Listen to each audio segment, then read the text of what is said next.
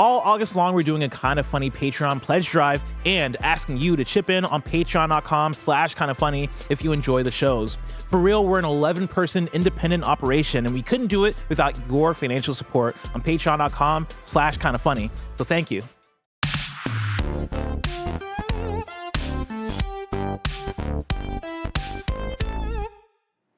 What is up, ladies and gentlemen? Welcome back to the Kinda Funny podcast. I'm one of your hosts, Nick Scarpino, alongside the second best baby blues in all of San Francisco, maybe California, Mr. Tim Geddes. It's true. It's me. Let Tim host. And it is Christmas in July and August. Yes, it is. Joey Noel, how you doing? Good. I think Tim's underestimating how much fun he would have at a Pitbull Enrique Iglesias Ricky You're Martin on a concert tear right now. Yes, but also Mike is just a menace and wants people to spend as much money as possible. So last night we were looking at a lot of concerts because we were trying to appease him by not spending millions of dollars on Drake tickets that we don't really care about necessarily. And we're like, what if we found more concerts that were a little more fun? There's a Snoop and Wiz Khalifa concert with Warren G, which I think could be kind of fun. Yeah, Cool. but I feel like you're downplaying how much FOMO Mike would have if he didn't go to the Drake concert. He's been talking about this Drake concert for 6 months. Blessing literally just found out that nobody has tickets for this. He's like, you guys have been talking about this, no joke, all year between Mike and Roger. Nobody actually has tickets for this concert. It's weird to me because the Drake concert is the one Mike's been talking about getting tickets for the longest time. But low key, in that time, you've been to no fewer than 10 Taylor Swift concerts. It's wild. I've been to one Taylor Swift concert, and maybe I posted a lot of pictures and videos from the one Taylor Swift concert. I want to talk to you about this so badly because I had the most insanely fun interaction with a comic the other night at a show. She's been to 15 Taylor Swift concerts. Where does she get the money? She's just been going. I guess Taylor Swift's been popular for 45 years. I don't know. It is so true. 15 over time. Oh, not no, not in the Oh, year. I thought you meant Yeah, this okay. tour. No, I was no, like, no. is she That's made of So gold? she started going back. She's just an OG Taylor Swift fan. I guess she started going back. Swiftie. In A like, Swiftie. she started going back, I guess, in like 2010 or 2011 when T Swift She was started getting real baby. big. 2006. And I made the mistake, and I'll probably go down the same rabbit hole with you today, of being like, why should I like Taylor Swift? And the answer I got back reminded me a lot of when I used to live in Orange County, and you'd go to LA, and you'd have people that were standing outside the Scientology Center, and they were like, hey, have you heard about Scientology? Do you know about, Xenu and the Thetans and all that stuff? And then when they start talking and they talk about the lore of Scientology, that's when I feel like hardcore Taylor Swift fans. But the difference is Scientology doesn't have fucking pop bangers. They don't have pop bangers, You know what and I mean? B, their whoever their person is they rally around. Tom Cruise? I think it's Tom Cruise. Yeah, I don't think L. he Ron really Hubbard? exists. It's L. Ron. No, who's like the deity of Scientology? Is there one? I don't know. Scientology. Once I finish my Bravo show, Scientology is the next rabbit hole I'm getting down under. You're gonna be a Scientologist? The Leia Remini shows and all of like the expose and stuff like that. Oh, it's terrifying. That's the kind of stuff that terrifies me. But if you are going to sign up for Scientology, I'll roll with you. Okay. I'll be your roll dog. How quickly Okay. this So turned. it'll be Joey at kindafunny.com when I fill out the email form, and then I'll just do a second one, Nick at kindafunny.com. Yeah, just turn that on. And also throw Kevin in as well. Yeah. Ladies and gentlemen, if you didn't know, this is the Kinda Funny podcast where each and every week, 3, sometimes 4 best friends gather around this table, each bringing some fun topics for your amusement. Thank you to our Patreon producers, Jedi Master Deadpool, James Hastings, Casey Andrew, Logan Delaney, Nathan Lamoth, and Patrick Delgado. You guys rock. Our sponsor today is Liquid IV, but we'll tell you about that a little bit Fuck the later. Kasbah. What the fuck's a Kasbah, Nick? A kasbah? Yeah. Kasbah, I think. The kasbah? Kasbah is a... The Kasbah. I think it is a... Is it a like club? a villa? I don't know the words. I don't know Rock the if anybody knows Kasbah. the words to that specific part of the What song. is the part? What do they say? in It is a there? North African castle or fortress, the native section of a North African city, the Kasbah. Yo, can you please pull up the lyrics to that song? Because like, how the fuck could that be? Because you threw a party there. Let's rock the Kasbah. Yeah. That's similar to that Britney Spears section Yeah. that we talk about maybe once a year, and I Leaving never remember. behind my age and name. Oh, Yes. okay. Well, I was totally wrong. The song gives a fabulous account of a ban on Western rock music by a Middle Eastern king. The lyrics describe the king's efforts to enforce and justify the ban and the populace's protest against it by holding rock concerts in temples and squares. Hence, Footloose. rocking the kasbah. That's a kasbah. There's a kasbah right there. Yeah, But so what's the words right there? In the Right before rock the Casbah. Let's see. Rock the kasbah. Now the king told the boogeyman. Hold on, let me look at the video. I like how you see some lyrics like, okay, that could be this part. No, that's just the beginning of Seraph don't like it. Rock the kasbah. Rock the kasbah. Seraph don't like it. Rock the Seraph don't like it. Don't Yeah. like it. Sarif. Yeah, Is that how they okay, say it? Sarif. That Yeah. What does Sarif meaning? Don't like it. Meaning. Rock- I think it's like a title. Sarif, Arabic, noble or highborn. Yeah. Plural, asraf, Arabic title of respect. Yeah, so basically saying the king doesn't like this. We're going to rock the kasbah. Who is this? This is a band from the 80s called, Yes. you're asking me just banger of questions, right? It's The Clash. Oh. It is the Clash. Okay, a little London Calling. London is Calling Clash, yeah. Not The Yeah. Cure. You're thinking The Cure, Robert Smith. No. Robert Smith. The Clash is London is Calling, yeah. Yeah. I always get The Clash and The Cure. I conflate the two Mm. because they both start with C. They're both 80s bands and they're both iconic. Yes. The Cure, I want to say is American, right? This is a little out of Wrong my people here. I'm not going to a Cure concert. I would go to a Cure concert in a second. I've been Cure to has like 4 bangers. Drake concerts. Oh, they're English. Why? Okay. So do you like Drake that much? No, it just happened. I just Saw feel him at like- San Jose State once. In- He was Kendrick was opening for him. Oh. That was interesting. It was like 2009. Did you go to see Kendrick or did you go to see Drake or both? My friends were going to see Drake, and I was like, I I gotta guess I'll see my go. boy Jimmy from Degrassi. Yeah, you know what I of mean. course. I've been a Drake guy since day -3. Yeah. You know Since he was Aubrey Graham. exactly. You never forget. All right, comeback No. season. How old is Drake? Because I feel Probably our age, right? Probably. I would say he's 36. like, wow, 36? He's 36 years old? Number one Drake fan, apparently. It's wild to me that he's 36 because I feel like I always have this feeling that someone who is as successful as Drake is should be much older. When I hear 36, I go, what am I doing with my life? Well, the problem is Taylor Swift, right? How old Like, is T Swift? 25? no, she's- because she was born in 1989. But she's hence born the at the album, end of The Batman 1989. movie. She's almost like a year younger 33 than me. years Yeah. old. Okay, Almost. so she's the same age. She's my age. Yeah. 'Cause I was born in 1989. And her net worth, according to womenshealthmag.com, Billions of dollars. is $780 million. Now, There's That no seems way. low. I never believe these. Another Yeah, one says it's 600 million. You nonsense. never know what someone's net worth is. I think after the Eras tour, it'll If you Google my net worth, it says priceless. Yeah. Does it or does it say 0? No, it says are different no. things, Nick. What it says is who's Nick Scarpino. Who? There's no wiki forum for me in that bad boy. But like, there's been You so have many. a sad name, unclickable name on Wikipedia. I don't even think I have a Wikipedia Nick Scarpino. Let's see. Actually, no, I do, and I think my birthday's wrong in the Wikipedia. I love that. Are you older or younger? It marked Probably me as older 1 year than me. younger. How dare you? Oh. 1 year younger. Yeah, there's no Wikipedia for me. God, I love that. That's your picture that pops up. Yeah, I'm with me in the. Yeah, I'm just part of the KindaFunny Wikipedia, but I'm pretty sure it says I was born in the year 1985, which I appreciate. Whoever did that, Yeah. that's pretty cool. Oh, that's a good one too. It's a great picture of me. That's really. It's powerful. That was from our prom. What? That was probably the best I Prom. ever looked. It's just been downhill from there. Yeah, you look good right now. Yeah, it's a Complimented you today. I like your shirt. thank you. I appreciate that. I had a couple pictures taken at me at Punchline. I went up at Punchline again last Sunday, and a couple pictures taken at me by Jim McCambridge, and he got them back to me, and I was like, oof, just a rare miss Yeah. from me. Yeah, I usually look so good. I just look like shit. Jim's pictures were great. I just look tired. I was at a wedding last night and we took pictures, and I'm not even gonna be modest about it. I've looked at the picture of myself like 100 times today because I'm like, I look looked pretty goddamn great. good. I look pretty good. And you and G are like the perfect amount of coordinating. Coordinated poppy is what they call me in the streets. Oh, in the streets. Mm-hmm. Everywhere, actually. Okay. Can you send that photo to me? Yeah, it's on my Instagram. You want to go to Instagram.com/Tim Geddes. I don't think you have me blocked. I don't think I have betrayed you. Yet. I mean, we can ask the question. What house do you think Kevin is? Do you think he's a Slytherin or Gryffindor? No, Answer the question right now. I honestly, I'm not educated enough to be able to do that. I've seen those movies once. Tim's not a reading boy. Not a reading boy. I'm not out a here fan reading. fiction boy. No. Yeah, look at that shit. You kidding me? That's just We a look, great picture. we look fucking good. You guys look Yeah. great. This was I'm not used to you wearing not Jordans. Yeah, me neither. How often do you wear not Jordan? But there's Weddings? just at weddings. That's pretty much it. And even if I can get away with Jordans, I'm gonna do it. Yeah. But yeah, Gia's mom got married, which is Hell crazy. yeah. Oh, that's so cool. Yeah, congratulations. That's great. How to was her. it? It was fucking awesome. Yeah. Super small, chill. Didn't need to do too much. We did do karaoke at some point, and I did Wild Wild West by Will course you Smith did. Oh and my Cisco. gosh, that's course you did. exciting. Yeah. Did you text Cisco? You have to. I didn't. The general rule of thumb is if you know Cisco, you have to text him when a song's playing. I did get off stage, and Gia's first piece of feedback to me was, Tim, you didn't need to hit every single aha. And I'm like, yes, I did.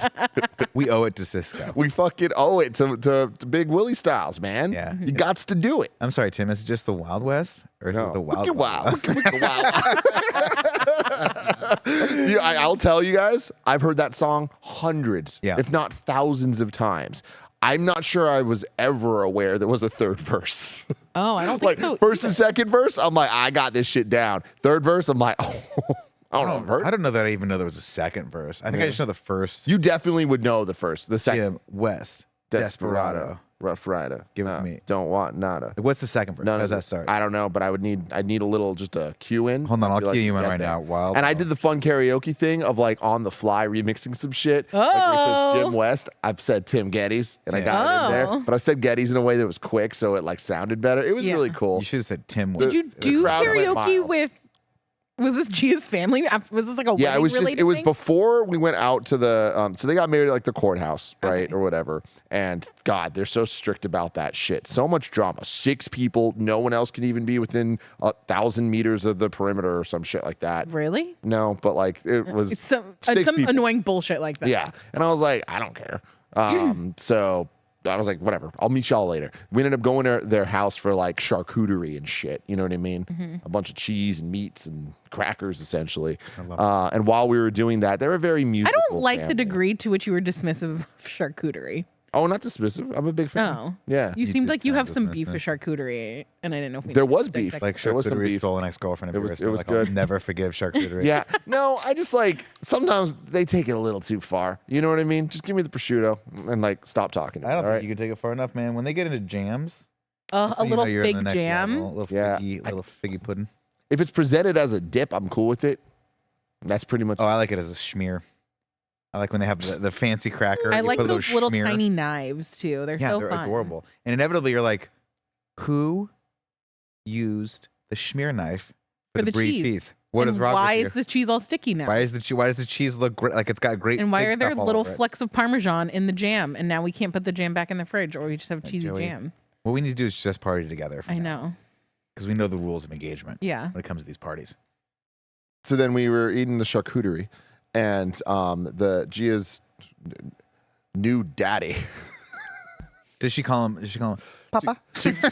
Honestly, her and Jenna call him Papa Frank. And I'm like, I fucking hate this, but I kind of love it. I fucking love that. Can I Very call him Papa endearing, Frank? but Yeah, Frank the Tank? yeah, I yeah, understand that it's weird. Yeah, yeah, it's a whole fucking thing. I mean, he has a grown ass kid. Like, Yeah. Gia has a brother now. Like, there's just a lot going. That's awesome. A lot's going on. So, Gia's new brother You get and bunk new beds in? daddy, they're very musical. So they have like a house set up with like a lot of speakers and stuff, which I'm actually a big fan of. They Yeah. did a great job. So they have a microphone just constantly set up. So it was This just, is great. it was pretty cool, but it was just karaoke on top of just like YouTube. You know what I mean? You pull Oh, up yeah, YouTube, yeah. type in shit, and then people were just singing, and they're all extremely talented. So I was like, this sucks because I perform. You know what I mean? You are. Yeah. I'm not good at this stuff, but it's like I can shake my little tush thing. You know what Yeah. I mean? I can the make some performance, magic not the happen. technicality. Exactly. And it was not fun because person after person would go up and like Gia's sister Jenna is legitimately a trained Incredible. singer. It's like she went to school for vocals, and it's like, well, this fucking sucks. Like she's here just absolutely crushing it. You're like, she's awesome. This fucking sucks. Yeah, because I'm like, Showing me God damn up. it. Because then everybody's like, oh, Tim, like, oh, Tim's gonna be fucking crazy. What did Jenna sing? Oh man, that's a really good question. But the gonna biggest ask her. bang was Skyfall. Oh, When I heard those Oh. opening notes happen, it was Gia's, Who the hell sang Gia's Skyfall? new brother and his partner, and they fucking Did they do it well? They slayed Nick. Because and I'm I going to was tell you so something right stoked now, on it. guys. I'm going to tell you something right now. I've been to a lot of. My karaoke days are behind me, Mhm. but there was a time and a place, and I say this just as little ego as possible. Mm-hmm. I used to fucking dominate karaoke bars. I would go up low key sleeper. Cool G, I would act Did like. you go to the weird divey one in Costa Mesa? No, maybe. The like Irish pub one? Continue. I'll No. figure it out. I used to go to the one off of California Street a lot. It was like above a florist. Remember that one? It was a big ass karaoke bar in California. Like, and it doesn't matter. I'd go in, Tim, and I'd act like I've never done this before. How's the microphone? Dirty I Nelly. don't know how a microphone works. Is that You what do a little tap. Dirty Nelly's the one I'm talking about. I don't know Right. about you. And then you just wait, and then you just destroy. Because you have your 2 or 3 songs, right? You always got to have 3, right? One song that you know you can destroy, which is Superstition. M&M's Without Me. There you go, perfect. 2, you got to get it. I never did Pony. Ooh. Pony came to me later in life. But you have a second song in case A, somebody already did your first song, or B, of course, inevitably, you got to prepare for when people ask you to go right back up. Yeah, of course. Beyond. Right back. Encore for Nick Scarpino, everyone. Right. Yes. And that Well, was Marvin Gaye's Let's Get It On. The art of picking the karaoke song is similar to Cards Against Humanity, which is you're not necessarily picking what you think the best card is. You're playing to the audience. You You have for to. it. Right. You have to. So you have to have a variety of things depending on where you're at and who's there. There's always someone who, 1 out of every 3 times I go to karaoke, they pull out either Journey or Sweet Caroline too early. Yeah. And it ruins kills the night. it. We're not We're not ready there yet. with No, the we're not drunk enough there. No. Dun, dun, dun. The dun dun dun needs to happen roughly between the hours of 12:45 and 1:15. Yes. That is the closing time. Get the fuck out. That is the sweet spot for Sweet Caroline. Because if you're thinking we're hammered, right? Yeah. You went up, you and I did just a fucking badass duo. Islands in the Stream. Islands in the Stream. Of course. We crushed it. To the point where people are like, we would like you guys to go up again. And Joey and I are like, no, Fuck, we don't now want we to. have And then to we're like, pull- fuck, we need a second song. And it has to be Cruisin' Which one's Cruising? Cruising by USA. Huey Lewis. Is that a duet? I guess technically it's not Huey Lewis. I know the version from Duets. It's Huey Lewis and Gwyneth Paltrow, which is actually a banger. Oh. But it's Smokey Robinson. Okay. It's we real could do good. that. I would get Okay. into that with you. That'd be fun. But my favorite thing about the... Or did you have more there? I probably. I don't know. I don't know how I was going. I mean, I had something I was talking saying. forever So, about but stuff. I feel like the 115 then gives you a chance to ride that high, get another drink, One and more then cocktail. hunker down. I would say, for- well, little and bit I would on say that. let's do the official rules of karaoke right now. okay. Rule number 1, Sweet Caroline, you gotta wait till after, let's say 12:30 for Sweet Caroline. Does Yeah. that sound reasonable? It can't Yeah. be. It can't be in the first couple hours of the No. karaoke. Don't go to karaoke. Nobody's really heating up till 10 o'clock. So 10 to 12 is the sweet spot where everyone has to warm up. Sweet Caroline can come out after 12:30, but Journey, I just say we don't do Journey I agree. because I think nobody it's a can little sing overplayed. it well. Yeah. And it's I think it's a little overplayed. I say everything that's overplayed, you got to do it, man. I don't care how many times boy bands are going to happen, Britney Spears is going to happen. Yeah. You got to do it. You got to do it. That's what I'm here for. It's what I'm here to hear. True. I would love nothing more than to be able to do a choreographed number to any NSYNC song with 3 of my best friends. That'd be Yeah. incredible. Yeah, we should Not make it. four. Did you hear the rumor about NSYNC? No. that's Please playing tell me up they're these getting back days? together. So, the new Trolls movie. Have you seen the trailer for it? Yes, actually, I think we did. I think we Probably. saw the trailer Before for Turtles. Before Turtles. Yeah. So it's like Trolls World Tour, whatever it is. But the premise of it is that it's a reunion for boy bands, and one Justin Timberlake voices You're right. this And thing. he sings on it. He has a Oh, yeah, he track on sings on Trolls it. 1, right? Or 2? He's got I think this all of feeling them. Yeah. inside his soul. But there are hints, little rumors that this is going to get pushed back because of the strike. Because alongside the movie, there is rumors that a resurgence of NSYNC and like some sort of boy band reunion is also going to be Holy announced hell. alongside it.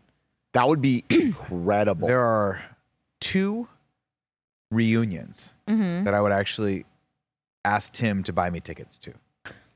Yeah, like to do all the legwork and I would Oh, not yeah. do anything except for capitalize off like I do with every movie and everything we do here. 1, NSYNC. 2, and I'm sure they'll film it and won't let anyone watch it. But when the inevitable Suits reunion happens, God damn. I want to watch that episode with you guys. So you're going to ask Tim to buy you tickets to the Suits reunion. I assume it'll be one of those. Remember one of those things? It was like a one-time event. in Fathom theater. events.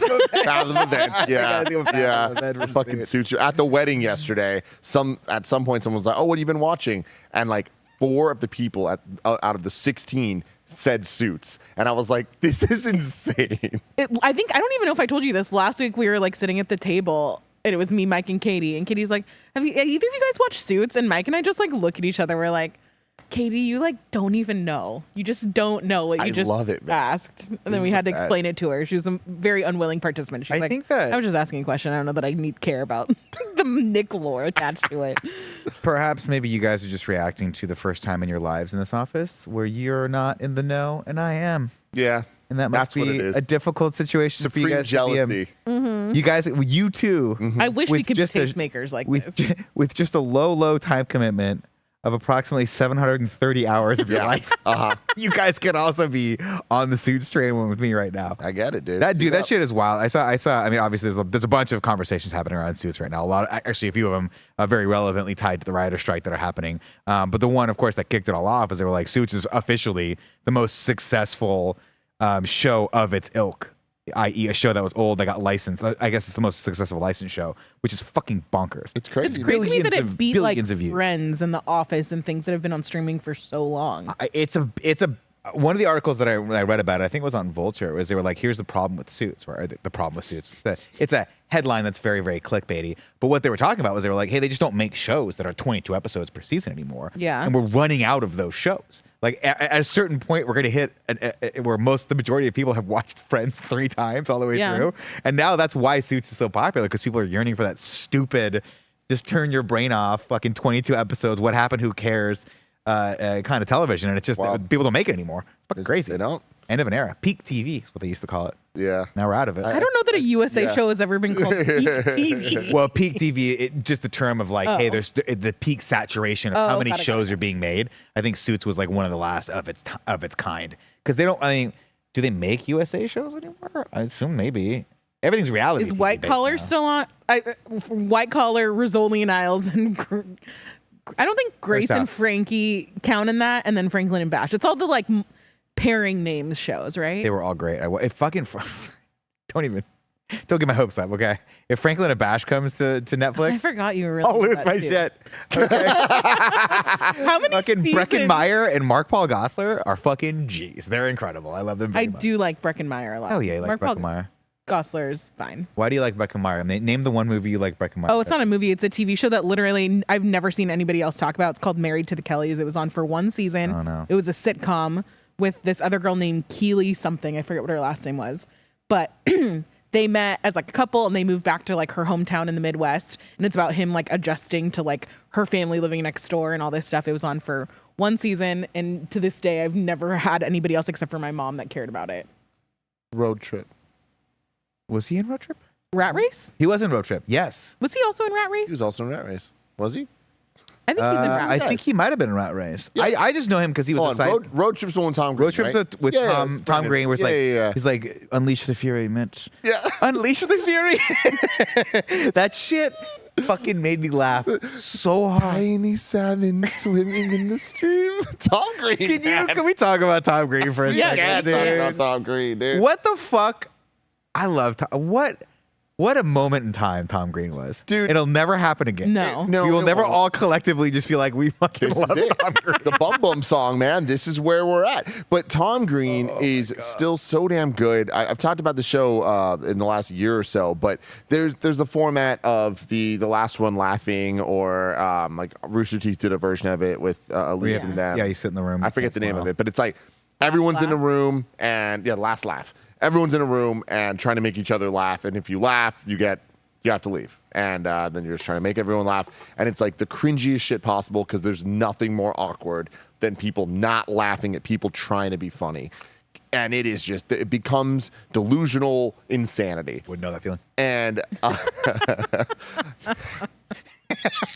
There it is. Stupid. Now we're feeling it right now. God damn it. Audio listeners, you can feel it right now. There was a Canadian version of this show that happened. It's on Amazon Prime, and it was fucking phenomenal, because the cast that they had were just all timers, man. They had John La Jolla, I think is how you say his name. He was from Cool name. the fantasy football show, The League? The League. Yeah. Yeah, he's from The League. It had Colin from Whose Line Is It Anyways? Colin Mockery. Mockery. Carolyn Rhea from Sabrina the Teenage Witch. And Hollywood Squares. And Tom Green. What a banger Can you cast. imagine? Awesome and other people too Yeah. that were amazing, and them trying to make each other laugh. And as you get down to like the final people, it was utterly insane. And seeing Tom Green slowly lose his mind and make others around him lose his mind, y'all need to check this shit out. It was great. Fucking Janina Gavankar was in the league. Yeah. Oh yeah, dude. Hell yeah, she was dude. the I know like. that. I forget what they called her, but Man, I gotta watch never the watched league. The League. The League's one of You those watched shows The League. where I should love this show, and I don't know why I never got into this. I think it was because I conflated it with like Always Sunny and Community and Parks and Rec and all those shows where I'm like, Is it not like Always Sunny? That's always the vibe I've gotten I too. feel like it. I mean, I've never watched it, but I just feel like it's one of those shows where I should love it, and I just never got around to it, and I forgot all about it. it's a 10 out of 10 to me. That Is it? cast, you put Paul Scheer and like that crew, it's just perfect, I mean, it's man. Mark Duplass, Paul Scheer, Nick Kroll, Mark Jonathan, Duplass also so good. Steve Renazizi. I didn't know he was in that. That's awesome. Janina. I mean, and Jason Matsukas. But that's what we know Jason Matsukas from, right? That's like how he got big. That motherfucker is so funny. That dude is so goddamn. His role in Dirty Grandpa Kroll too. might be my favorite thing anyone's ever done on film. I've never Period. seen Dirty Grandpa. Really? Yeah. I'm shocked. Really? Because that has Johnny Knoxville in it, right? No, that's Bad Grandpa. Oh, never mind. Dirty Grandpa is Zac Efron and Robert De Niro. And Robert De Niro plays the most unbelievably un-PC character you've ever... To the point where you're like, how do they actually get away with some of the shit he says in this movie when they made it that time, which is only like 2016. It's him taking his Dirty Grandpa on a road trip. And they go to Florida. What a weird cast. It is... Julian Huff? It is, yes. It is one of the... It feels like a movie that was made in 2004. It has Dermot Mulroney, which means I'll love It's it. got Louis Aubrey Deutsch. Plaza. Oh, it's got a great cast, guys.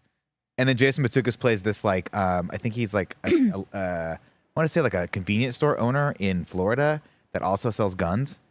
He's one of the funniest. That was the first time I remember seeing him being like, "This is the next level. This guy is fucking next level funny." What's Aubrey Plaza's like plot in that? Oh, What's her what? Wait, we Aubrey have talked Plaza. about this. Yeah, Greg before. loved it. Greg thought it was the funniest fucking movie he's ever seen. But no, Kevin's on the morning show. It might have been Internet Explorers or something. Aubrey Plaza does something that's really inappropriate. I just don't remember what it is. Well, isn't it the whole time she's just trying to fuck Robert De Niro? Yeah, she's trying to fuck Robert De Niro, yeah, and they get really dirty. I think they end up banging in the movie. yeah, It's great. I It's love it's a Aubrey Nick-ass Plaza. man. Who doesn't? She's Applause. She's one that like I worry about her sometimes. Like I see the interviews and I'm like, "Are you doing okay? Yeah. Like, is I this think she just a bit? I think it's think just so. a bit. I don't know, man. I've seen a It's a lot good of bit. interviews. I briefly had an interaction with her At at Comic-Con. Comic-Con. And it was just that same awkward Aubrey Plaza energy, and that was just what it was. Scary. Yeah. Oh, this is the second movie they've done together because she and Zac Efron were in Mike and Dave Need Wedding Dates too, Mm-hmm. with Anna Kendrick and Dave Franco. Can I tell you something? Random quick story Yeah. about that. I met somebody recently Uh huh. Oh my god. who dated the guy that story was based on. Really? It's based on And a like, guy. I'll tell you guys later who this is. But yeah, Interesting. Okay. wild. I remember watching this movie thinking this is not my favorite of all the random Zac Efron comedy. It's not. Yeah, it was fine. It's a fun group of people that I will watch do dumb things. Yeah. It's got a good cast though. That's right. Zac Efron and Adam Devine. Adam Devine's in it too. Yeah, he's Mike of Mike and Dave. Is it not Dave Franco? No, it's Zac Efron and Adam Devine apparently. Yeah. Oh. And then This the girls whole that time they I thought take it are was Anna Kendrick and. Aubrey Plaza. Why did I always think it was Dave Franco? Because Dave Franco should be in everything. Yeah. Because we love Dave Franco, right? And I guess Still? they were both in Neighbors together. I Zac fucking love Efron and- Neighbors. Zac Never saw Efron Neighbors was with Dave Franco and Neighbors. Yeah, I think they were the fraternity bros Frat next boys. door, and then Seth Rogen. I don't know if was I've ever seen the second one either. I have. It's got Chloe Grace Moretz as a sorority, and it's hilarious. Can I ask a question? Can I throw She something plays the down sorority, just Chloe. on this table? Yes, go for it. Is Ken Marino the funniest human being to ever exist? Yes. Because He's I so arguably one of fucking them. funny. I legitimately Arguably one don't of them. think I've ever seen something where he shows up and it doesn't make it better immediately. I don't know how you have that opinion, but you've never watched the other two I gotta do it. because it's so fucking good. Have you heard of the other two, Nick? Yes, I have, and I've been meaning to watch it. It's so good. Give the pitch, Joe. So it's these two siblings who are actors and that I don't know other than this. And their little brother essentially blows up into like a Justin Bieber-esque thing.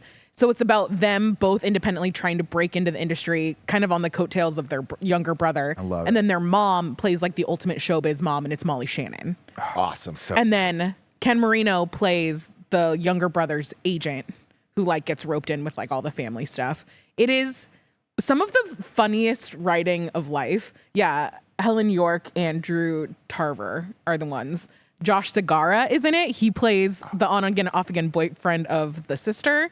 Like, it's a 10 out of 10 cast. And like the commentary that they have on like entertainment stuff is really, really good, especially in the third season, where it's just like, how did you like perfectly predict the way that some of these like conversations go about different stuff in the industry? It is so good. I'm so bummed that it's over now. It's just 3 seasons. Was it done though, or is it like I got cut off? So it definitely has a done ending for sure.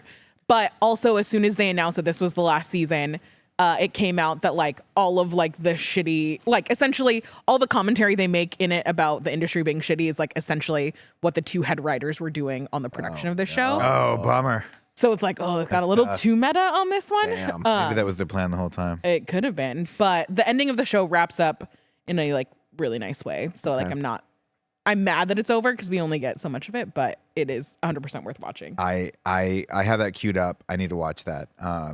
Dee is not into it. She's like, I don't want to go down that rabbit hole, but I want that. Right now, we're waiting for a winning time to queue up. We've got 2 episodes so far. I think we're going to get to 3, and then she'll let me watch it. Yeah. It'll be great. I'm trying to think of Ken What Marino. else is Ken Marino in besides Party Down? I want to say he was in something with, was he in Role Models? He was in something with what's her name from Role Models, where she's like, damn it. I first saw him in Burning Love, which is a Bachelor parody show with Paul Sheeran. Oh, that's right. I'm just the same cast as Party Down. Yeah. And then recently watched all of Party Down, and that show is phenomenal. He was in What Had America Oh, she sang Jenna sang Vienna Yes. by Billy Joel. Mm-hmm. Dang. Yeah, Bangers. I was unfamiliar. You were unfamiliar? First time I ever heard that song. Do you not listen to Billy Joel? Mm-mm. I guess I kind of get it. It's not really Yeah. like to music, Yeah. but it's a banger. No disrespect to the band, the boss. No. No, that's Springfield. I don't Yeah. know which one. Uh, Aren't there multiple Springfields? Oh, Bob Dylan, we're talking about He's Bruce not the Springsteen? boss. Springsteen. Bruce Springsteen Springsteen. is the boss, yeah. Rick Springfield. No nickname. Rick Springfield, I'm not No nickname. super familiar Rick with. Astley. Rick Astley is Astley. that's when you get Rick rolled. I remember him from Role Models with Jane Lynch. They have funny scenes together. Oh, Jane Lynch they and were- him are in Party Fucking Down. hilarious. Yeah. Isn't that weird? I'm always fascinated by that. I was watching Like the background of how everyone's interconnected. Well, just like how a director or producer group will work with the team, right? And then they'll continue to work with them throughout the years, which makes sense, right? You obviously want to work with people that you know and Got that you good vibe rapport. with, you got a rapport with, you get the second hand and all that stuff. But it's like, it's very weird. I was watching, my wife and I like to watch really, really weird, like dumb 90s movies on like, we call them Sunday movies. And Chain Reaction, starring Keanu Reeves and Morgan Freeman and Rachel Weisz, popped up on I have HBO no Max. This is the second Keanu movie that's been brought up today that I have literally never heard of. He did Speed, and then I think the next movie he did right after that was Chain Reaction, and it is a fucking this straight poster up looks like vaguely familiar. 1990s action movie. And I'm watching this, and you ever watch it, you go, wow, this reminds me a lot of another movie because the soundtrack's the same and the style's the same. I was like, God, this really reminds me of The Fugitive. And I looked it up, and the guy that did this did The Fugitive. I love And The he worked Fugitive. with like, there's a bunch of actors that are in this, that are in The Fugitive, including the guy from Scrubs that plays the cop in The Fugitive, who's like, he's like, what? Don't get on the BART train or whatever it is. Yeah. And then they made fun of him in Scrubs. They're like, are you that guy? He's that guy in this movie. Oh my god. He's a state trooper. It's weird. I'm just fascinated by that, the 6 degrees of separation of all the films and like television Yeah. work together. I think it's really cool. The tagline of Chain Reaction was just reaction time, and then the date.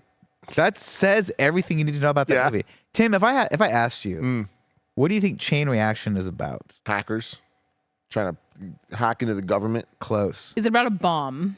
Close. It's about Aliens? Hydrogen energy that they make into a bomb. Oh. Wow. By accident or on purpose. You'll see. Chain reaction. Now, would you believe that Keanu Reeves plays a physicist in this? Like a structural, I think he's like an engineer, physicist guy. Huh. Yeah. That seems like maybe a stretch. It was a little bit of a stretch, but he nails it because he's Keanu and he's beautiful. Then no one cares. No, It's like, man, are we really like testing any of the science in this movie? no, not at all. But it's a very fascinating concept, and I'm a sucker for like the mid '90s action movie, like Enemy of the State, The Fugitive, Chain Reaction, those types of dumb shit US movies where it's like Marshals? Oh yeah. Apparently, two of the characters in Chain Reaction are supposed to be like very similar characters to Tommy Lee Jones and like his sidekick character, Joe Pantoliano character. Yeah. That are in The Fugitive because he like modeled them after each other. Just stupid shit like that. Just, You didn't want to I'm make good on just a those. whole universe, make them all interconnected? Well, I mean, it might be for all we know. I never really got past. I think I watched U.S. Marshals once and I was like, yep, that's enough for me. Not as good as The Fugitive, but Dr. Richard Kimball. I didn't kill my wife. I don't care. the one-armed man. So badass. Are you guys watching Only Murders in the Building? I never got into it, man. Season I know there's three like right now. I know it's so popular that it's got an acronym now. Only Murders in the Building. I mean, yeah. Okay. OMITB. Uh-huh. OMITB. Yes. Oh, my Are you into this? Yeah, it's great. I mean, it's not the best thing I've ever seen, but it's like super entertaining week to week. And like the amount of twists and shit that they have, it's like silly. It knows what it is. And the guests are phenomenal. And at this point, they're Yeah. not even guests. They're just the cast of the show is insane. Yeah. And season 3, we're 2 episodes in. 2 episodes in. 3's happening this week. And the plot of this season is fucking fantastic. And Paul Rudd's in it. Oh, Which, Paul Rudd like, is just, come on. Paul Rudd is just like sea salt. Mm-hmm. You put him on everything, it makes it better. Yeah. I watched season 1 and I was like, this is fine. And then I never got into it after that, which is a bummer because I love Martin Short and Steve Martin. And so I thought I was really going to love this and it just like didn't quite hit. Yeah. And I could give it another shot. They really up the ante in season 2 and even more in season 3, where I Yeah. feel like they just lean into like, let's just do the fun stuff. It's true. I think I also at that point was getting kind of burnt out on true crime stuff. And even though it's not true crime, but it's just talking a lot about it. And I'm like, I could use a I break. mean, speaking of that, I will say it's nowhere near as good as Afterparty. Which I'm behind on Afterparty. I'm behind on Righteous Gemstones. And it's really upsetting. You got to get into Afterparty, Nick. I'm surprised that Nick hasn't liked it. It's funny. It's just I just watched the first episode. I was like, I don't like the vibe of it. I think it was like I normally like Tiffany Haddish, but she just kind of threw me off in it. I was like, She's like my I don't really least like favorite this. part. She's my least favorite thing too. However, this season, last week was her episode, and it kind of turned me around because it was an erotic thriller, oh, that's and like right We when love we were that. talking about it, We yeah. have talked a lot about erotic thrillers But in the yeah, last so few for weeks. people that don't know what Afterparty is, we're on season 2 now, but season 1 was essentially like a 20-year high school reunion. Or it might have been 15 people going back to the reunion, and then there's an after party where they go to the one kid who got super famous, a Justin Bieber type level of fame, who is Dave Franco, and What's his name in the show? It's Xavier. Oh, that's Xavier, yeah. That's a perfect. And he gets murdered at the after party, and then the entire season is trying to figure out who murdered him. But it's Tiffany Haddish. She comes in as the cop that's trying to like get to the bottom of it. But every episode's her interrogating a different party member or party guest. And they tell their version of the story of that night, but every episode is in a different genre. So like one will be like a Fast and Furious style action movie, and then one will be like a musical, and one will be like One's like film David noir, Fincher, David yeah. Fincher, and like they're having so much fun with it. And the cast is just like all the comedians in modern TV now, and it's great. And season 2 has like Anna Konkle from Pen 15. I started rewatching Pen 15. I was like, this show is so good, and I'm so bummed we didn't get as much of it as we needed. Yeah. Paul Walter Hauser. Is that his, the right Stingray order? from Cobra Kai, killing the game. So good. That guy's done a lot of great work lately. And Blackbird, also so good. Oh, man. I went through I've gone on a weird rabbit hole. Sorry for that. Kind of non sequitur. I've never been into this before, and I'm shocked by this admission. Black Mirror has me. I really liked this new season, Dude, and this that is new an season unpopular opinion. Is wild. Why are people not liking I it? think it's my favorite out of the American seasons by far. I watched because I'm a big Josh Hartnett fan. Me too. I'll bring He's back good Josh in this Hartnett. one. He's coming back, Tim. Yeah. Whether you like it or not. You guys are heartbreakers? Fuck yeah, I'm a heartbreaker, I haven't watched bro. 40 Days and 40 I'm a Nights in a heartthrob. long time. I've never seen I just it. watched. I made Oh, Danielle that watch seems like Lucky a Number Tim 11. movie. What? I made Danielle watch Lucky Hell Number yeah. 11 the other Is day. it good? Yeah, it's fun. I remember really It's- like it in 2007. It's the epitome of 2007. Mm-hmm. You know, it's every you'll watch that and be like, yeah, this is an early 2000s movie. But no, Josh Hartnett's in an episode of Black Mirror that's with Aaron Paul and Kate Mara, and it's really fucked up. Yeah. And I watched that, and then I was like, oh, you know, I just autoplayed the next one. I was like, eh. And then I watched the entirety of the next one with Zazie Beetz, which is really fucking Yeah. good. I think why a lot of people don't like this season is because it's a little bit light on the technology stuff It's all overall.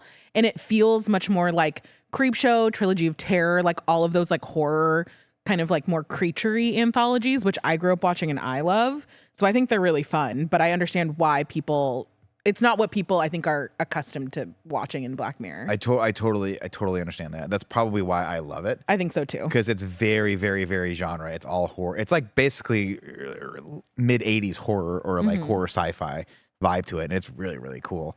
I want to keep talking about this, but I do want to take a quick break to tell you guys about our sponsors.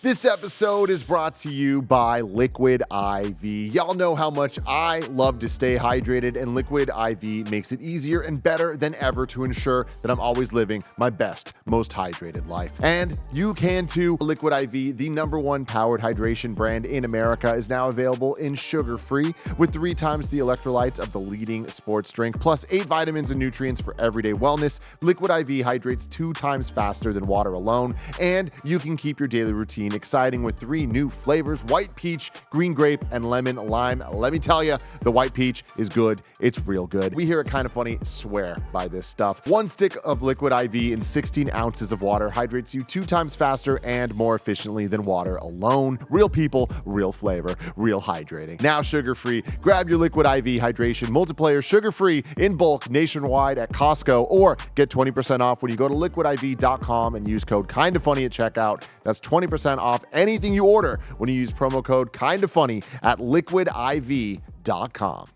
Yeah, watch that. Watch the one with Zazie Beetz, and then I started the next one, which is like a 1970s Rosemary Baby horror. It's really And fun. I'm like, God, this is so good. Yeah. You've never been a Black Mirror. I've seen a handful of Guy. episodes and I've loved them all. Okay. I just didn't. Probably watched like the greatest hits cuts. Yeah. Which is The fine. White Bear. DJ one. Hang the DJ. Hang that the one's fucked DJ. up. Yeah. San really Junipero. liked it though. I don't know. That was like the 80s, like one with the 2 girls, I think. Great show though. Fucking fantastic Fun stuff. show. I want to segue back. Please do. I want to take it back because I do want to ask you the question. The most important question that's on everyone's lips right now. What's the deal with Taylor Swift? I'm so glad we're circling back to this. 'Cause What? I felt like she wasn't getting enough time in our earlier conversation. What's the deal with Taylor Swift? Yeah. In your own words, explain to me why I should love Taylor Swift. And I want to preface this by saying I don't dislike Taylor Swift. Yeah. I've bangers. I get it. I understand it. Very good pop music. But there is a cult of personality around Taylor Swift. Yeah. That is like, to put it in context, I just watched the Wham documentary. Okay. And Danielle, we were watching it, and I was like, oh man, George Michael had a lot of hits. And she goes, you know, he was a really big star in the 80s. And I was like, yeah, I remember like, you know, Faith and... Technically, the first father concert figure. I ever went to, my mom was super pregnant. Pretty awesome. But then she goes, yeah, he was on the level with Madonna and Michael Jackson and like Janet as like an icon of the 80s. And I was like, no way. No freaking way. And then I started looking through his anthology. I was like, oh yeah, he probably was. Yeah. Had the Last stuff. Christmas. Who is Taylor Swift's like beyond that though. Yeah. It's like nuts right now. Like, this is the biggest, obviously, Taylor Swift has ever been, as long as I've been listening to her, which is like back. I don't think I really listened to her debut that much. I knew like the Tim McGraw song she did, but I didn't start listening until Fearless. But I think it's a couple different things. It's that she put out 3 albums during the pandemic and had 4 albums that she hadn't toured for. So that's a lot of time. It's a mega tour. Yeah. So this was Loverfest that got canceled. That was supposed to happen like early, maybe like summer 2020. And then she put out Evermore and Folklore during the pandemic. And then Midnights was at the end of last year. And she hadn't toured for any of those. So which out of her 10 album discography is like a significant amount that she'd never toured for. So there's that. Then she did the genius thing of calling it the Eras Tour and playing songs from every single album, which is incredible. Like, I feel like this is really early in her career to do something like this. I feel like you don't normally get like a greatest hits kind of tour. This is a dumb ever. question because I've only ever been to a handful of concerts. Yeah. Don't they always play the greatest hits?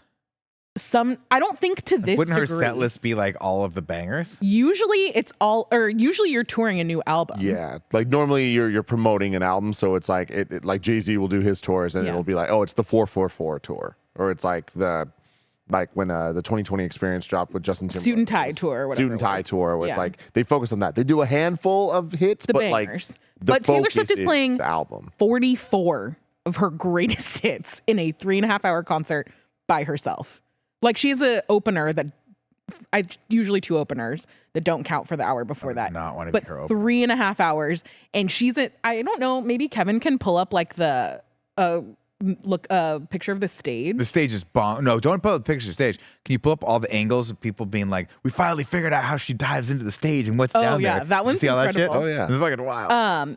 Because red she's light. like up and down, all the stuff. Like, there are like some like almost like flight pathy kind of things about like how she moves around the stage, and she's fucking like all over that place. It's bonkers. And she's singing. I'm like, your workout routine must be insane to have the stamina to do this 3 nights a week for 6 months.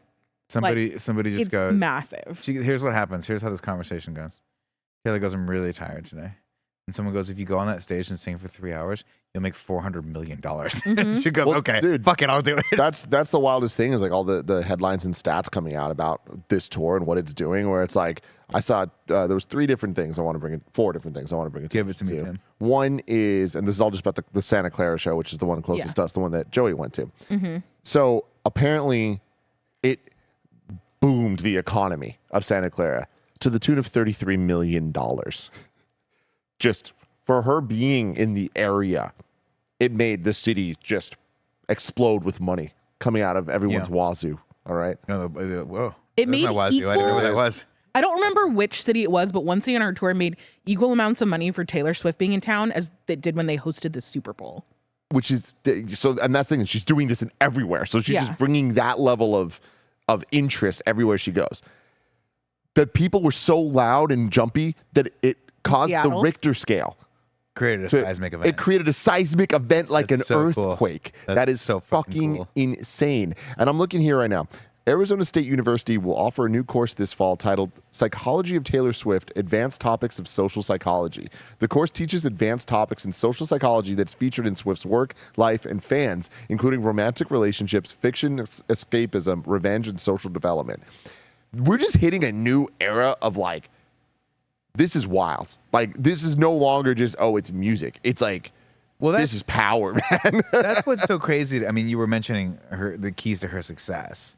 I think you had one or two more. Oh, there's so many different things. First of all, like, I don't necessarily know that you need to care about Taylor Swift. Oh no, it's not. It's not that. I'm just, Yeah. I mean, I have a morbid fascination with Totally. people who are this popular. You know. Yeah. And I think part of it for me stems from that normal ebb and flow of seeing someone rise and then not necessarily wanting to see them fall, because I never want to see anyone fall. I don't really buy into that. I'm actually more fascinated when people don't have the fall. I'm more I mean, fascinated. she had a big fall. Like, she got a lot of like bad publicity from all of the Kanye West stuff when he interrupted her at the VMAs, and she was like, that was for like her second or her third album. She was really baby when that happened. Yeah. When she won for Album of the Year, and Kanye interrupted her and saying that it should have gone to Beyonce and stuff like that.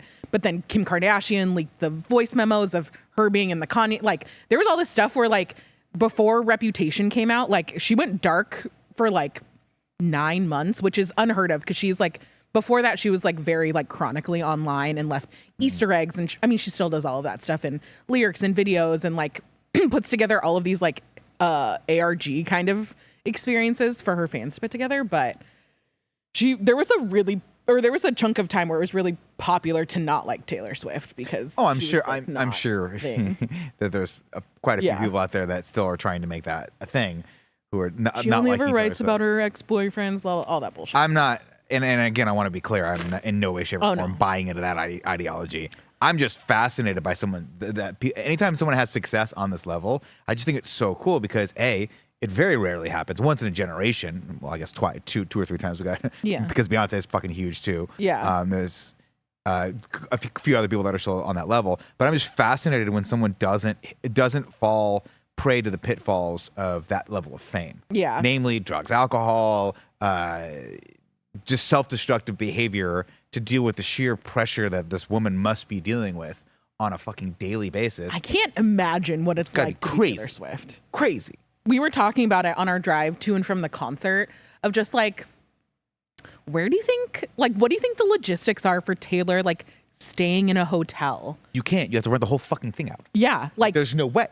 and like Taylor hasn't been able to fly commercially ever or in a very long time. And it's just like, what do all of those logistics look like and security and stuff like that to keep somebody that has such mega stardom safe? Like, how, like, people are talking, maybe it wasn't Santa Clara, it might have been Seattle or one of the more like downtowny concerts where they had like, her security had snipers on buildings, like waiting in case anything happened. And it's just like, that blows my mind. Yeah, I mean, it's wild. I saw a tweet that like cracked me up where it was like at one of her concerts, sold out, just like all of them are, in, I think it was SoFi Stadium, which is absolutely massive. We were there for WrestleMania. I have never been in a building that felt that way. Yeah. Like the scale of it all is just, you feel like you're at E3. You feel like you're in a convention center. Yeah. Like, but maybe even bigger. I don't even know. It was insane. And just there was people everywhere jumping around. It was like every single seat filled. And the TikTok was just like, all right, I get this many people want to be here for Taylor Swift, but like you're telling me that this many people care about football? Which is just hella funny to me. So That's funny. really funny. But it's just like it's so wild, the scale of it all, where like I want to, like, I have the same question Nick does, but from a different perspective, where I am a Taylor Swift You're a fan. 1989 boy. I'm definitely a 1989 boy. I would not call myself a Swiftie. I've been to a Taylor Swift concert, not this one. If it was easier to get tickets, I would have went. Yeah. I wasn't about to go through the struggle. You would have appreciated this on a different level because of all the 100%. production, and I feel like you would have Yeah. too. Oh yeah, They went all out. The whole stage is LED. It's fucking bonkers. And they Absolutely ride incredible. bikes on it at one point, and they leave like trails, and I'm just like, wow, how do you do this? It's, well, I mean, there's so few people that are doing it on that level. Drake is one of them, though. Yeah. Like, I've always been so wowed by the production of Drake's concerts and stuff. But back to T Swift here, like, you know, she came up and had the earlier moments and had big hits, like a lot of her contemporaries and like other artists around her. But then she just kept going. And it's interesting where it's like she reinvented herself a couple times. And like, you know, it went from like pretty country pop into now more straight up pop. And then there's the folky stuff and there's everything in between kind of, and like hits along the way throughout the entire time. Controversies, drama, political landscapes shifting in the way that we've all seen in the last 15 years and how she dealt with that and all of it, right? And her kind of like coming to grips with who she is versus who she wants to be versus who she's becoming, all of that stuff. And what responsibility she has at all of those different levels. It's wild, right? Yeah.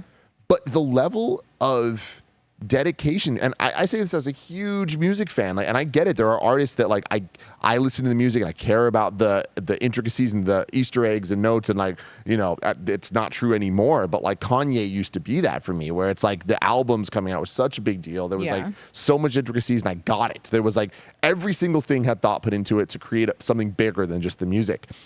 With Taylor, I listen to this stuff and I don't get it. I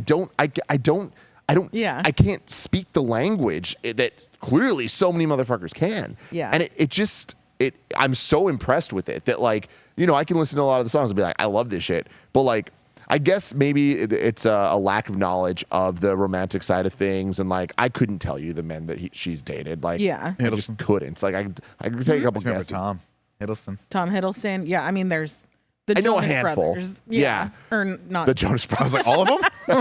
Good for her. No. Batting around the bases. I can't remember which Jonas brother it was, to be honest. It wasn't might have been. Nick, I think it was right? Joe. Yeah, I was gonna say because Nick's married to Priyanka. It's Joe and it's definitely Joe because it's him and Sophie Turner. Right. But she Yeah. has a line about how like now I buy your baby's presents and stuff like that, and like you can tell which people she's like still cool with and which ones she doesn't talk about anymore. Absolutely. Calvin Harris, I'm looking at you. Wait, she's married to Harry Styles. Calvin Harris, man. Yeah.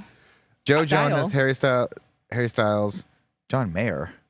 Yeah. So not knowing that stuff, I feel like I'm missing out on a lot of the context lot, and like yeah. the shade and the lines, or not Yeah. even shade, but just storytelling of it all. Mm-hmm. But like, I'm so impressed with the friendship bracelets and the secret songs where like, explain this. So I think she's always done stuff like this. If you watch any of like her tour stuff that's on Netflix or Disney Plus, she talks about, well, it might have been on the 1989 tour, where she started asking guests to come to every show.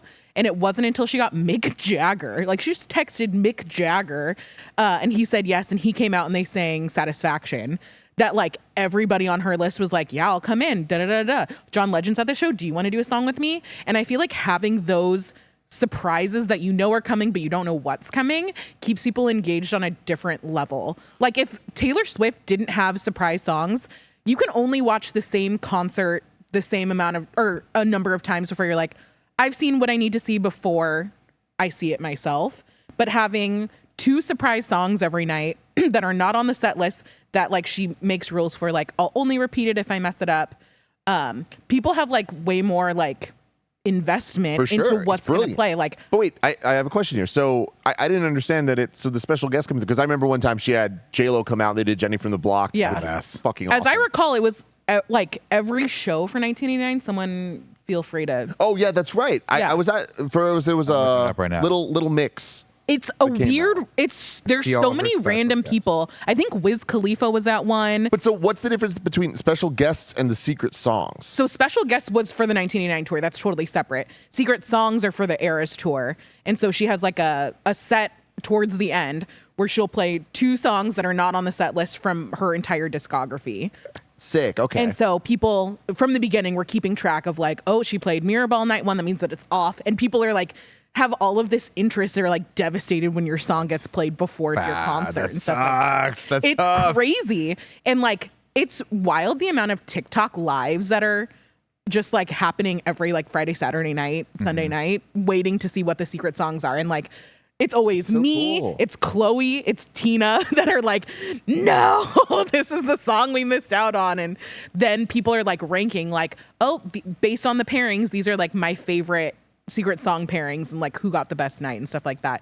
But it's just a way of engaging your audience and keeping them engaged in a show that like with 44 songs, they're all bangers. Like you're going to hear a lot of your favorite songs in that rotation, but then Yeah. there's always like the deep cuts. So it was interesting because me and G were talking about this like I guess a week ago, and we were trying to see like, all right, when did Taylor come into our lives? Because she wasn't there from the beginning. Yeah. So we went on Wikipedia and we went through her 10 albums, and 10 albums plus the re-record. Plus all the which stuff. is another thing that Right, she yeah, had a sure. bunch Lost of the Lights or whatever it re-records. was, right, or something like that. And a Sick. bunch of those have come out in between her touring too. Wait, what was the? So she lost rights to like the records, right? So she said, "Fuck it, I'm just gonna record them again." Yeah, she was originally signed with, I think it was Big Red Machine. Yeah. And they sold her masters. And this ties into like a lot of the other stuff. The rumor is that she was best friends with Carly Kloss, Victoria's Secret Angel. Carly Kloss managed really close friends with Scooter Braun, who Taylor hates. I honestly don't remember why. What the like initial beef was. I think it has to do with the Kanye stuff. I just don't remember what the details are. But the rumor is that Carly gave Scooter Braun a heads up that Taylor's masters were going up for sale. They wouldn't let Taylor buy them for whatever reason. And Scooter bought them with investment money from Jared Kushner, Carly Kloss's husband's like investment firm or whatever. And that's why she and Carly are no longer friends, because she was like, there's another line in a song that's like, thought you were my sister and you're the one that like stabbed, like betrayed me hardest of anybody else. So that's why. So now Kelly Clarkson tweeted her and she was like, hey, like, if you re-recorded your songs as new masters, like, I think people would be really excited to like hear your new take on these older songs. Can you fucking imagine? Yeah. my girl KC, baby. Can you Yeah. fucking imagine? So then she's been doing it. I love Kelly Clarkson. Kelly Clarkson only have calls you and is like, 3 "You should left? just do this," 3.5? and you go, "Wait a minute, I'm so fucking popular."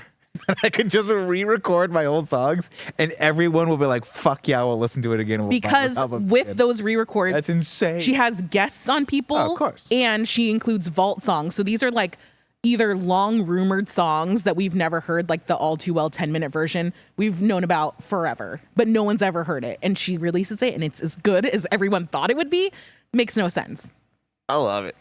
I really do. But so I was going through on Wikipedia the albums, Yeah. and it's like they'll say like the singles from the album. And we're just trying to see like how many of these, without hearing, just looking at the name, are we like, we definitely know what they are. Yeah. And I was surprised at how few I knew. Oh, that's interesting. In the early days, especially, there's a couple was like, Teardrops on My Guitar and Tim McGraw are like the first two. See, yeah, I didn't know that. Yeah. Romeo and Juliet, right? Love Story. Love Story. That's what it was. I was like, Love Story. Oh, cool. I know that one. And it was like kind of just like, oh, I know this one. And then once it hit, Probably Red. I think Wait, so. what Is are we that the talking one about? with We're the talking about her I Knew Your Trouble? The Yeah. hits or the albums that were The singles from the albums. singles? Okay. No, So like if you go on Wikipedia and then just like go down discography, click on each album, and it'll say like what the singles were. okay, I'll look at this. And then it was around they like You Belong With Me, cool, and then which was before, right? Red. You Belong With Me was Speak Now. Yeah. You Belong. That sounds With right. Me, 2009. But then it was like 1989 and Reputation. It was just like, oh my God, every single one. Bangers. Pop ass bangers. But then we got to the newer ones and I was like, I know Lover. And I know that's pretty much it. Folklore and Evermore, I will say, this is like where Greg and I really differ on our Taylor Swift takes. right. He loves those pandemic albums because they're way more folky. Those are ranked probably at the bottom for me. The more I listen to them, the more I like them, which is like inevitably what happens with Taylor Swift. Like, because I remember being at trivia at Jackalope when she dropped the Look What You Made Me Do single. And I remember it was like part of the music round. And I was like, this is not my Taylor Swift. Like, this is a totally different take. And I remember really not liking that album or Lover that much. But like, they've come to be like two of my like favorites at this point. So you just kind of you adjust, you get used to it. But so we've been going back from the beginning and listening to her albums from the front to back, one after another. Self-titled, a little rough. It's interesting. It's so country. It's so much more country than I expected. I knew that she was country adjacent, but I was like, oh no, Is this she is her country. first album? Yeah. Yeah. I mean, it's got a song called Tim McGraw. Yeah. That's pretty. open. That was great SEO. Yeah, real smart. That's awesome, real yeah. smart. So the only 1989's coming out, Taylor's version in October, which I'm very excited about. But then she has two left, right? Which is her self-titled and Reputation. I saw people like, she's taking back her name and reputation. I'm like, y'all are putting so much thought into this, and I love it. Well, and there's stuff too, like that people have like, there's all the theories. She's the queen of people speculating about things, but she has so many outfits in this tour. There's something like, I think 50, maybe not 54. Maybe there's 54 combinations that have happened, but she has at least like she has at least 3 outfits, I think, for every era, except for Reputation, where she only has one. It's like this cool, like one-legged bodysuit thing. But it's like, oh, why does she only have one for Reputation? It's like, oh, well, like, no matter what she changes about herself, her reputation's never going to change and stuff like that. It's like, damn, y'all think about this like so hard that I don't necessarily think about it this hard, but I appreciate that y'all put this on TikTok so I can. In reality, she had like 3 and 2 of them just got lost. And it's just like, we'll just roll with these ones for now. That's like the weird logistics part that I'm really interested in, that I've been watching videos about because she has 3 different stages that get sent all around because they can't move them fast enough, essentially. Yeah, I mean, that's got to take like a week to put up. Yeah. Plus, Wild. Yeah, doing them all over. But it was interesting to see somebody who works in logistics talk about her international dates, about like, oh, well, the first stage is going to get sent here, and then that can travel by car this place, and the third stage is getting sent there because of customs and like all of this stuff. I was like, damn, like there are some logistics to this that just seem mind-blowing. Yeah, think about that, right? Because if you're in America, you can pretty much bus and truck, like you can do a bus and truck tour pretty much anywhere you want and just plot that out. But if you're going into Europe, you're crossing customs lines. She's going to Australia. She's doing Europe. She's doing South America. That's crazy. So she's doing Asia. She has tour dates all the way through the end of next summer. That's essentially 3 separate tours. Oh, Because yeah. you have to have 3 separate companies managing all of that. Like, that's fucking And crazy. these sets include like a full-on like house thing that they built 3 of. Well, I mean, think about it. Like, crazy. this is what I always kind of come back to. I'm like, you're doing SoFi Stadium, or you're doing what is it? She had 6 nights. 40,000. How many people are in that stadium? 70. 70,000 people. The average. Is that it? I feel like it's more than that. Let's take a look. I think 70 is the tickets that they sold. Oh, They have gotcha. That, like, There's can't- seats you that can't not do allowed to behind sell. it. Yeah. I'm I'm pretty sure it's like 105K capacity at that place. Yeah, and that makes sense if like a quarter of them you can't use. Yeah. It's Give or take. SoFi's capacity reaches astonishing 70,000, but can be expanded to accommodate over 100,000 spectators There we go. for special events. So let's just assume she's somewhere around if it's 70,000 for like a concert, we'll just assume she's somewhere around we'll just say 70,000 for the sake of argument. 70,000 seats, and she sells out 6 shows in a row. Not to mention, and what's the average? I'm not talking like I want to be able to get sweat off of Taylor's face. Yeah. What's the average like normal person ticket price? So we were in the lower bowl, and we had a side like obstructed view, Right. and we paid $330 a ticket, which is pretty good, especially considering resale prices. That is wild. So $330 was retail. Yeah. Wow. So 330 times, you imagine, yeah, we'll just say 70,000. Just a casual We're just gonna say $70K it. per show. $23 million per show. Now, And that's not granted, including the fucking crazy ass lines for merch. so you Yeah. probably have to imagine it's probably some merch she's got to make what? 10 mil per show, probably. something People like line that, up 5 for to 10 mil. hours outside who don't even have tickets for the They show just want the merch. to get merch. Yeah. Especially the fucking blue crew neck hoodie. Let's just be nice and say you're making $30 million per show. And granted, a lot of that obviously goes toward your crew. A lot of it goes toward the stadium rental, which you have to pay Yeah. the whole, all that stuff. That's probably millions of dollars right there. But man, she's got to be like, every one of those shows, she's got to be clearing 10 mil on those. She made enough Easy. money to give her entire staff, I think the number is $50 million in bonuses at the end of this That's first leg. She gave each one of the like 50, I think it was 50 to 100 truckers, a bonus of $100,000 with like handwritten letters that her That's- dad delivered. Fucking badass. It's fucking bad. She's fucking bad to the bone. People give her like so much shit about like, oh, everything, every possible thing. But it's like, I don't know how many other artists are like doing stuff like that. I mean, you'd hope that at that level, all of them are, but it sounds like, look, when you're on this level, you got to take care of your people. You Yeah. should always take care of your people first off. But second off, you got to make sure if shit's running seamless on a production level this big, dude, you're building all of this on the backs of all other hard work. So that's Yeah. pretty fucking cool. But this is like a monumental thing. This is probably the biggest tour I think it is. That's ever And happened. there's also yeah. rumored to be more dates that are coming Yeah. afterwards. It's wild. Because she This had to is gonna go down compete with history. Harry Styles and Beyonce Yeah, I was for gonna say 'cause stadiums. Beyonce's on tour. So that's why they've had to like extend and go back and come around. Do you think that Beyonce, on some level, is just like challenge accepted? I'll make my shit even bigger.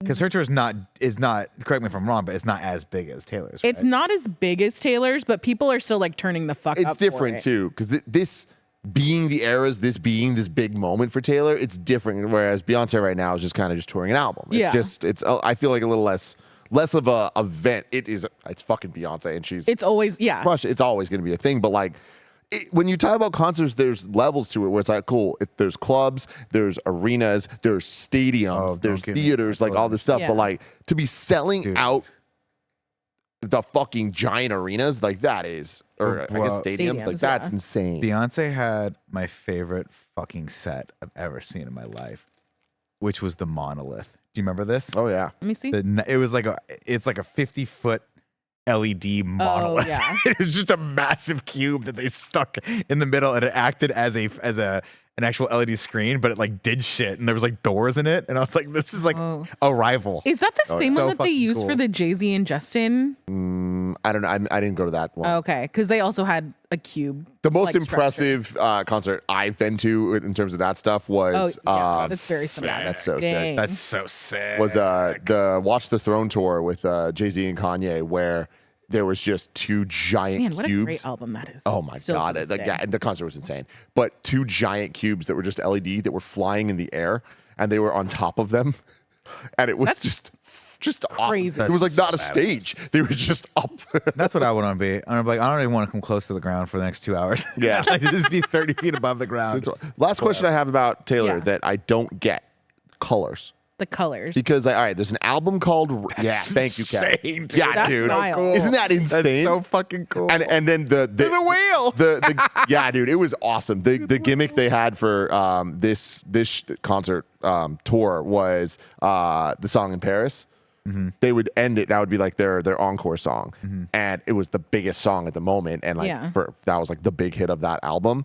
And they would end it with it. And the moment the song ended, they would go again, and they'd play the song again. That's wild. And they would ride the energy of the audience, and There was, I think it was the LA show. They played it 9 times. That's so cool. In San That's Jose, so dope. they only played it 4.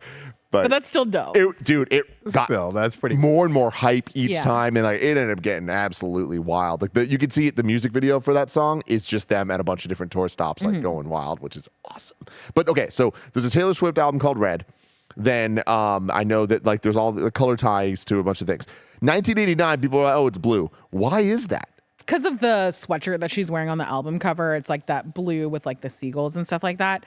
So yeah, every album has like a distinctive like color palette. So her self-titled is green, Fearless is like yellow gold, Speak Now is purple, Red is red, 1989 is blue, Reputation's black. So the era's Have iconography colors are tied So to the those house that you things. see is the lover house, and each room is a different era. That's where like so many of the Easter eggs come in, like the Bejeweled music video. There's an elevator scene and you see all the floors, and the buttons, of course, have all the colors for the different eras. And that's how people are trying to figure out with the re-records what order they're coming in based on the colors and all that That's kind of so cool. I just 1989 being the album that I know the best Yeah. and care about the most songs and the music videos and all of that. I just wouldn't associate blue. Like I think 1989 white. Yeah. I don't think she really has a white one. Folklore Evermore, one's like a beigey and one's like a silvery gray. I think that's like the closest one, but Because I think white, because like the 1989 'Cause it's the cover, Polaroid majority stuff. of it's white. Yeah. all the Polaroid This is the stuff, poster. and then yeah, this is the Eras Shake It Tour Off video. poster. That's so cool. But honestly, the thing that's crazy is that like how this is now an iconic format for things. Like Tim has the Mission Impossible one. There's Kendall Roy ones. Like this is now just like a format that people are using with the color and the boxes and the pictures, which is crazy because it's like not that wild, but it has like such a presence now. Again, it's just this is like the whole thing we just talked about today is every aspect of this tour is not just a tour. It's Yeah. like thought of as this experience that goes so beyond that. Even if you're not at the concert, even for the millions of people that wish they could be there but can't be Yeah. there, they still get to experience it all. Like it's Yeah. freaking wild, man. Yeah. The friendship bracelets are crazy too. Like What's up with that? she has a line in a song from her last album, You're on Your Own, Kid, that's like, take the friendship bracelets. I don't remember what the second line is because I'm bad at this. But people were starting to like use that as like, oh my gosh, we should make friendship bracelets. I think they used that in like the first announcement maybe for the tour. Can you imagine that if you had that much power that you could just like be on a podcast and be like, I'm watching Suits, and then everyone in the world starts watching Suits? It's crazy. I just can't can't imagine imagine. having that kind of power. Do you believe that every single time somebody quote tweets me, there's there's just a little part of me that's like, yeah, you know what? I did do this. I did do this. fucking it was did do me. this. I It did wasn't start this Netflix. It was revolution. Nick Scarpino. It's not the fact that Netflix puts it in front of their 290 million subscribers or whatever it is, Heard or it more both than ways. that. It's me, bro. But the bracelets are fun because like even when we went to the concert, we got a hotel for the night, like not in Santa Clara. We went to Mountain View just because it was like a little bit out of the way. We had this whole plan where we were going to take the VTA transit to get down there. They drop off right in front. So like, cool, we'll get a hotel instead of paying for parking. We go to check. They're like, come early if you're trying to get early check-ins, you can get ready. We're like, okay. So we go. We're at the check-in desk, and the girl checking us in was like, oh my gosh, are you guys here for Taylor Swift? I went last night. It was so fun. Da, da, da, da. We gave her bracelets. She checked us in. She comped our parking. It's like this between, honestly, the Eras Tour and Barbie, there is such like a collective feminine energy like experience that's happening right now. And I feel like it's interesting on like a consumerism level too, because it's like, oh yeah, by the way, like there is this whole other audience of people that are throwing money at these really fun experiences to have these like shared experiences with just other women, and like, hey, maybe we do some more of those. Yeah, Stuff like that. That's fucking right. But it was crazy to have both of those within a week. I'm like, I've never felt so connected with strangers in my entire life. I'm like, normally I'm like, no new friends. I don't want to do this. And now it's just like, yes, I would like to talk to you about how it's very exciting that your little sister got surprised with tickets. Like everyone was just like chatting in line and talking about all these stories. And it's just like, this is so fun. We never do this. Well, that's how it should be. That's awesome. That's Yeah. really cool. Like, I'm starting to understand the power of the Swifties. Listen, Not yet a Swiftie, but no. we'll get If you to need there. PowerPoints, we I can mean, throw one together. It's one of those things. You all know me. I will be radio silent for the next 10 years, and then on literally 10 years in one day, I'll be like, You guys heard about this Taylor Swift person? Yeah. It's pretty great. Nick's pretty waiting awesome. for the second re-records. Oh, got Yeah, it. Got that's it. really where I come into. No, real talk. It just dawned. Just thought of it. We're gonna have an entire Taylor Swift episode of this podcast without Greg. I know. It's gonna be It's perfect. so That's fucking perfect. funny. Leave it to me, ladies and gentlemen, to host a podcast. And you Yes. want to talk about Greg Miller's favorite musical artist without him. He'll probably listen to this on his way into work one of these days and be seething that I got all the questions wrong. But it doesn't matter because this is the Kind of Funny podcast. Each and every week, 3, sometimes 4 best friends gather around these tables, each bringing topics for your amusement. We appreciate you guys very, very much right now. If you're listening to this for the first time, or if you're a long-time listener, first-time caller, it's Patreon Pledge Month. If you guys want to go over and maybe throw us a couple bucks, that would be awesome. Patreon.com/kindafunny is the place for that. But if you got no bucks to give, no problem, everyone. You guys can just leave a comment in the comments below with anything that we talked about today, suits related, preferably. Karaoke related, secondary, or I guess you could talk about Taylor Swift, but I will not understand anything about it. We do this weekly, and we'll be back next week. I've been Nick Scarpino. I love you. Bye. Before you say that, Wait. though, we're talking about Taylor Swift, all this stuff. I just need everybody out there to make sure that they do their part today and go listen to the song of the summer, Planet of the Bass. It is officially out. Oh, the full it is. version is out, and it is everything I could have ever wanted. So go enjoy. And they got the original girl back. They got her back, baby. It was all part of the plan. Love you guys. Bye.